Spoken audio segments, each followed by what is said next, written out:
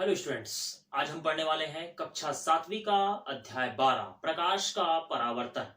ठीक है।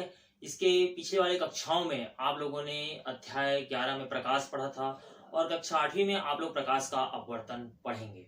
ठीक है। तो आज प्रकाश के परावर्तन के बारे में बात करेंगे हम लोग। ठीक है। तो यहाँ पर आज इसका हम लोग भाग 1 पढ़ने वाले हैं। इसमें जो मुख्य टॉपिक है उसको मैं यहाँ पर लिख कर रखा हुआ हूँ। पहला जो भाग है वो लिखा हुआ है प्रकाश का परावर्तन। क्या होता है प्रकाश का परावर्तन, इसको आप लोग अच्छे से समझेंगे और जानेंगे भी।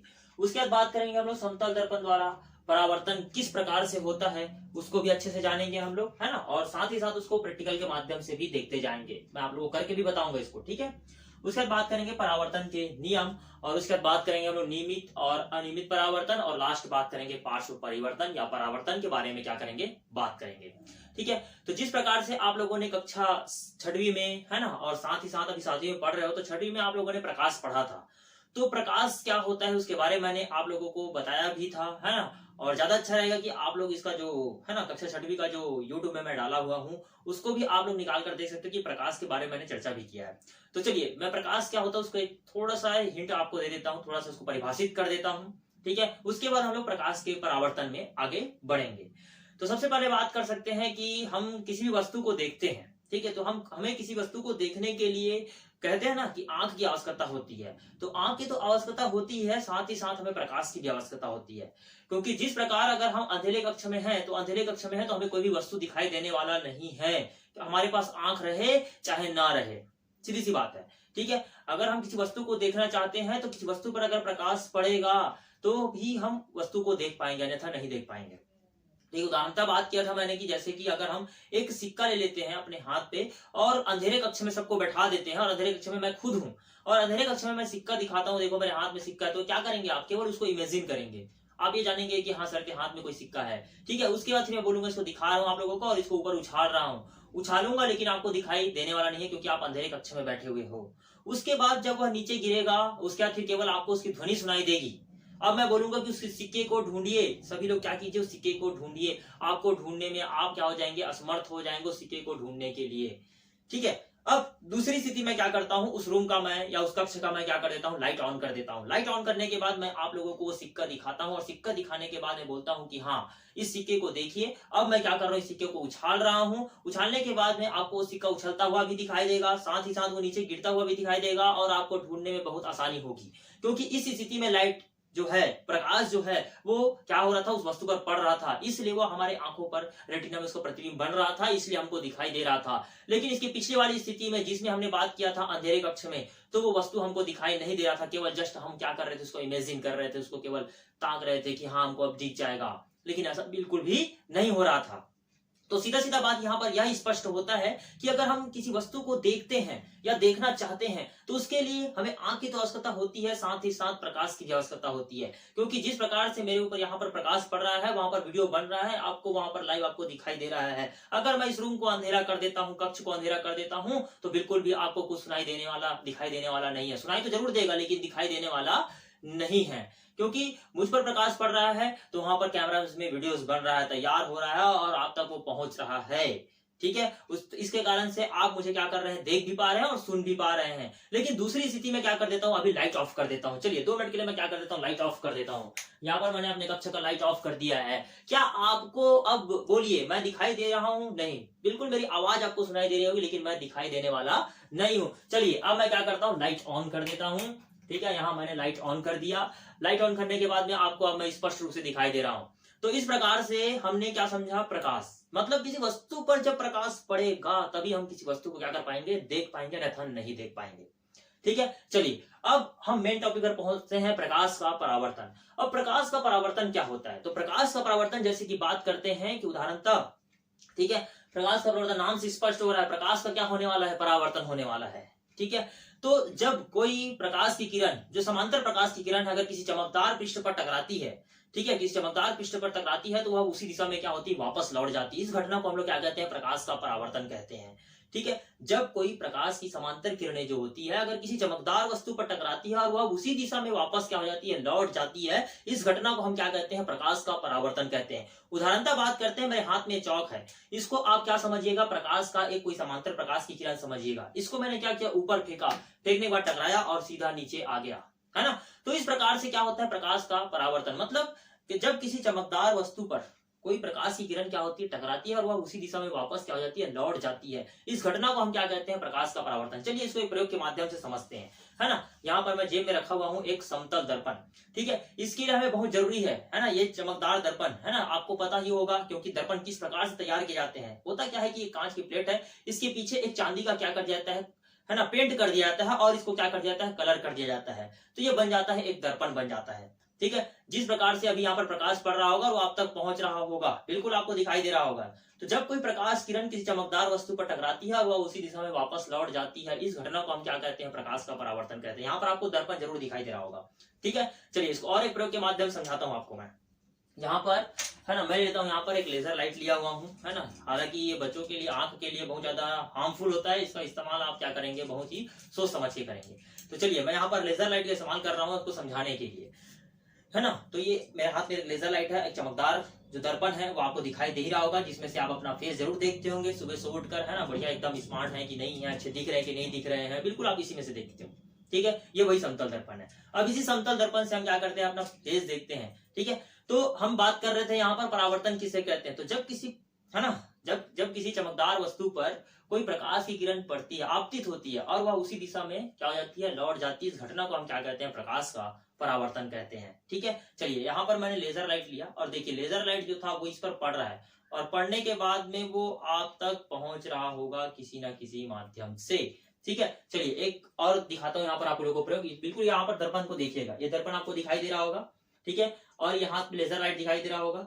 अब मैं क्या करता हूँ, इसको मैं कुछ इस प्रकार से रखा हुआ हूँ यहाँ पर, ठीक है। अब मैं क्या करता हूँ, इस पर ये जो लेजर लाइट है इसको ऊपर से मार रहा हूँ ना, ये ऊपर से मार रहा हूँ, देखिए यहाँ से टकराएगा और टकराने के बाद बोर्ड पर उसका प्रतिबिंब बन रहा है। देखिए मैं लेजर को कहाँ किया हूँ, दर्पण पर मार रहा हूँ और वो कहाँ जा रहा है, बोर्ड पर जा रहा है, ठीक है। तो इस प्रकार से, है ना, ये क्या हो रहा है, प्रकाश का परावर्तन। जब कोई प्रकाश की किरण किसी चमकदार सतह से टकराती है और वह उसी दिशा में वापस लौट जाती है, इस घटना को हम क्या कहते हैं, प्रकाश का परावर्तन कहते हैं, ठीक है। चलिए दूसरा बात किया गया यहाँ पर समतल दर्पण द्वारा परावर्तन। तो समतल दर्पण द्वारा परावर्तन किस प्रकार से होता है, जैसे कि ये दर्पण है ना, अब समतल दर्पण ले लेते हैं, तो ये किस इस प्रकार से, है ना, विद्यालय में भी आप लोग देखे होंगे समतल दर्पण, कक्षा छठी में देखे होंगे, नहीं देखे हो तो बिल्कुल जिस दिन विद्यालय खुलेगा उस दिन आपको प्रैक्टिकल कराई दिया जाएगा, और प्रैक्टिकल जब करोगे तो और भी अच्छा समझ आएगा आप लोग को।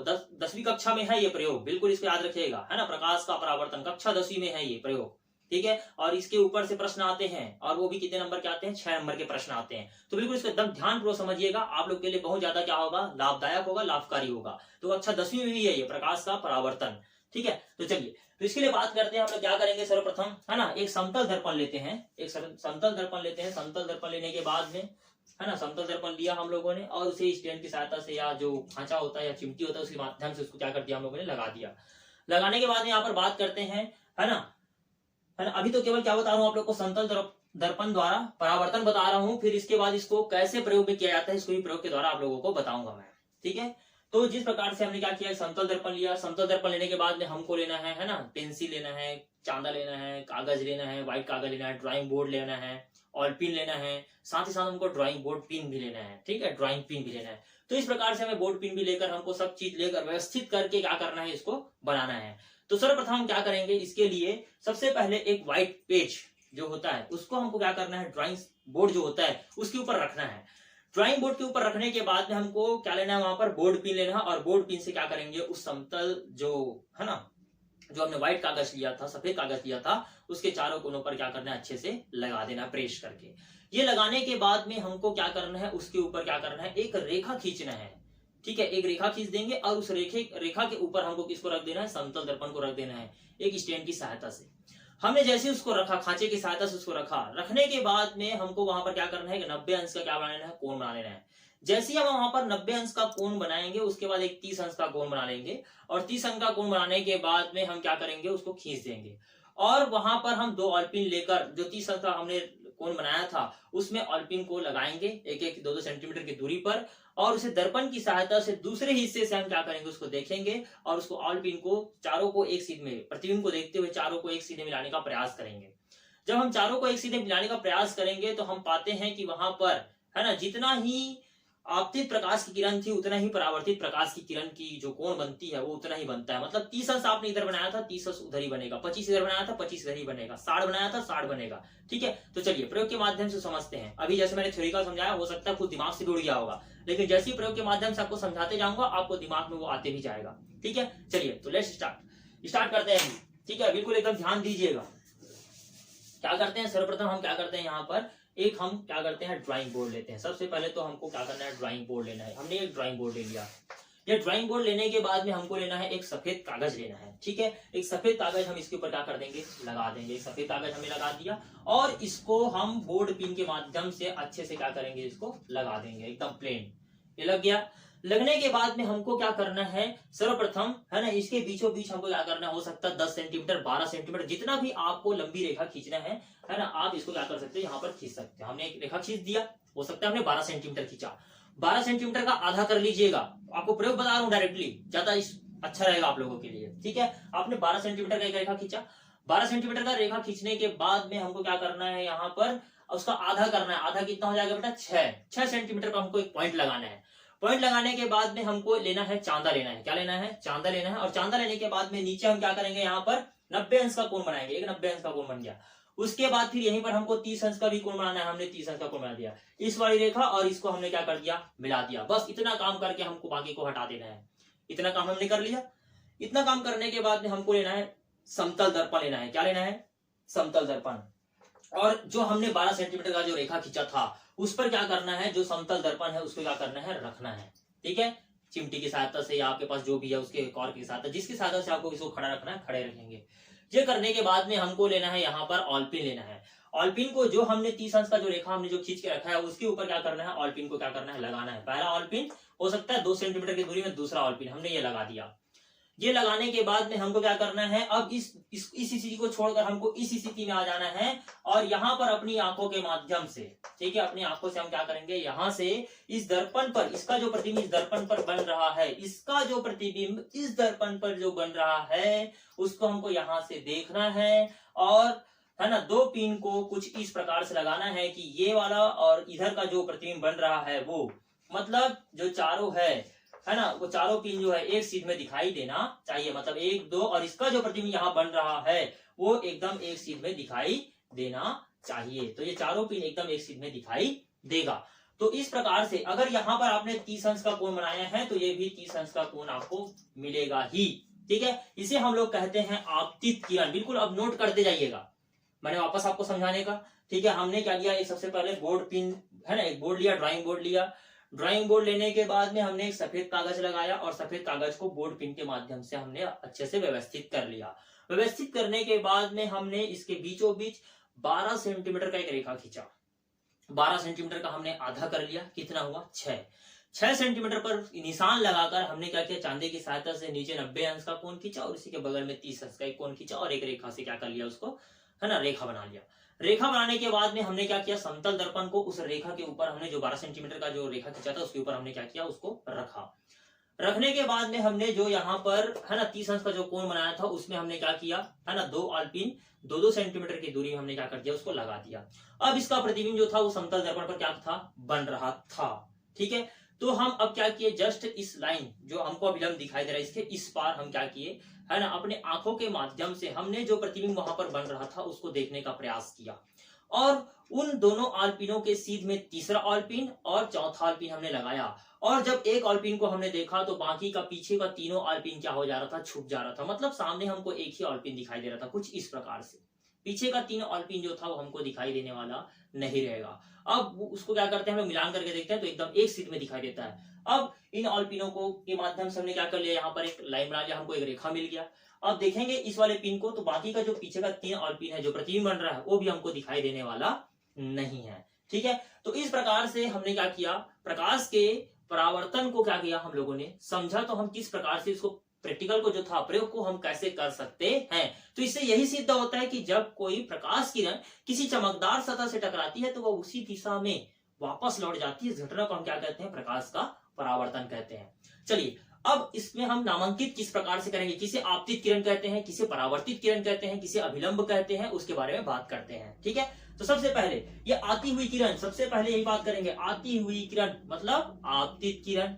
ठीक है, जाती हुई किरण मतलब परावर्तित किरण, बिल्कुल इसको याद रखिएगा। ये आपतित किरण, आओ बुला रहे उसको, आओ टकराओ, तो आपतित किरण। अब उसके बाद टकराने के बाद भेज दे रहा जाओ, मतलब जाती हुई किरण कौन सा हो गया, परावर्तित किरण। ये परावर्तित किरण, निशान भी दे दिया हूं मैं। ठीक है, चलो नामांकित भी करता हूं, बिल्कुल इसको याद रखिएगा। आपतित किरण, ये आप लोगों का परावर्तित किरण।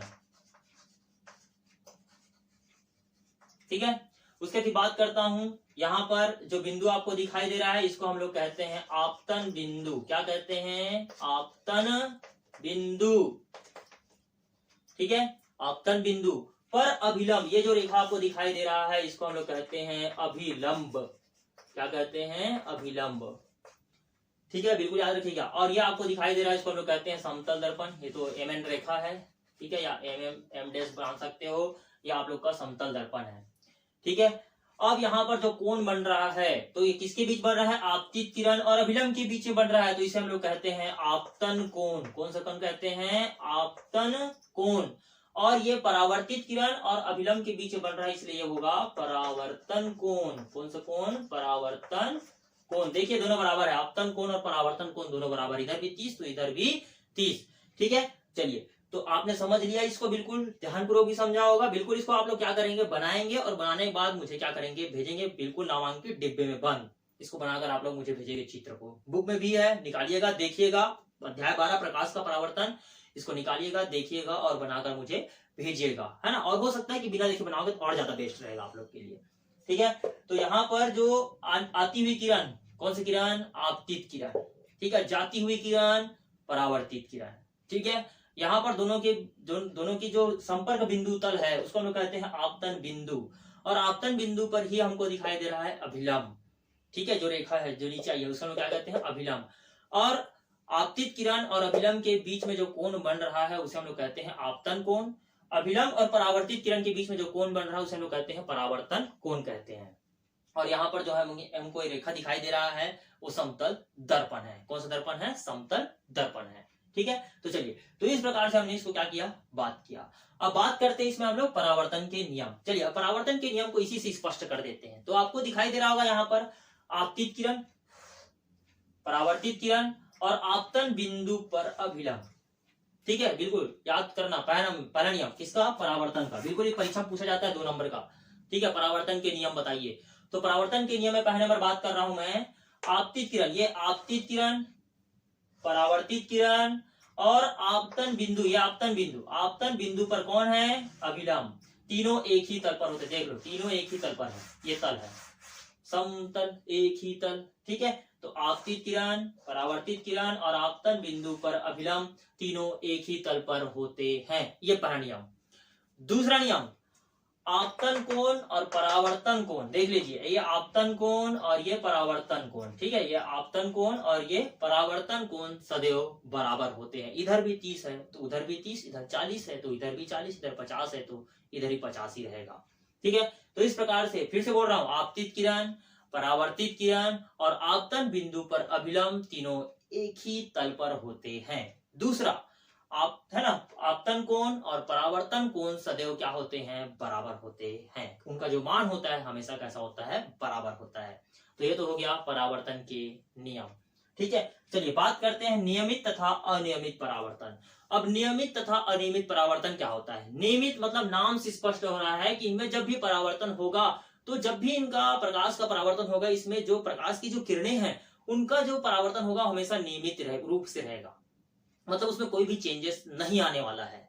ठीक है, दूसरा नंबर जैसे बात करते हैं अनियमित। तो अनियमित परावर्तन मतलब यानी कि जब भी प्रकाश की किरण किसी वस्तु से टकराएगा ना, तो उसका जो परावर्तन होने वाला जो किरण है वो कैसा हो जाएगा, अनियमित रूप से हो जाएगा, विचलित ढंग से हो जाएगा, उसे हम लोग कहते हैं अनियमित परावर्तन। उदाहरणतः बात करते हैं कि जब किसी चमकदार सतह पर, है ना, नियमित परावर्तन का परिभाषा आप लोग को बता रहा हूं, जब किसी चमकदार सतह पर कोई प्रकाश की समांतर किरणें पड़ती है तो वह परावर्तन जब होता है उसमें, तो उनकी जो किरणें जो होती है वो किस रूप में होती है, समांतर होती है, उसमें कोई भी विचलन नहीं होता, जिसे हम लोग कहते हैं नियमित परावर्तन कहते हैं। ठीक है, क्योंकि वहां कैसा है, सतह कैसा है, चिकना है। ठीक है, तो सतह चिकना है, तो जब भी उस पर कोई प्रकाश, समांतर प्रकाश की किरण जब उस पर पड़ेगी तो उसमें जब भी परावर्तन होगा तो वो कैसे रहेगा, समान रहेगा, उसमें कोई भी परिवर्तन नहीं होने वाला, जिसे हम लोग कहते हैं नियमित परावर्तन।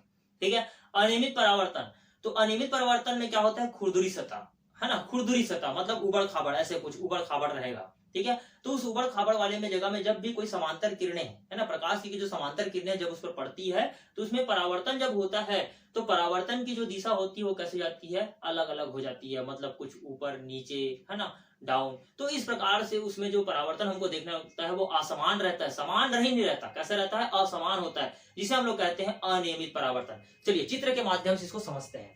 ठीक है, तो नियमित परावर्तन, जैसे कि ये चिकनी सतह है, इसको मान लीजिए। ठीक है, इस पे जब कोई प्रकाश की किरणें पड़ती है, जब इस पर कोई प्रकाश की किरणें, है ना, चमकदार और चिकनी सतह पर जब कोई प्रकाश की किरणें पड़ती है तो उनका जो परावर्तन होता है वो समान रूप से होता है, उनमें जो परावर्तन होता है वो कैसा होता है, समान रूप से होता है, जिसे हम लोग क्या कहते हैं, है ना, क्या कहते हैं हम लोग, नियमित परावर्तन कहते हैं। क्या कहते हैं, नियमित परावर्तन। ठीक है, दूसरी स्थिति अनियमित परावर्तन, है ना, इसमें कौन सी सतह आ गया है, खुरदुरी सतह। कौन सी सतह, खुरदुरी सतह, उबड़ खाबड़ वाला सतह बात करेंगे।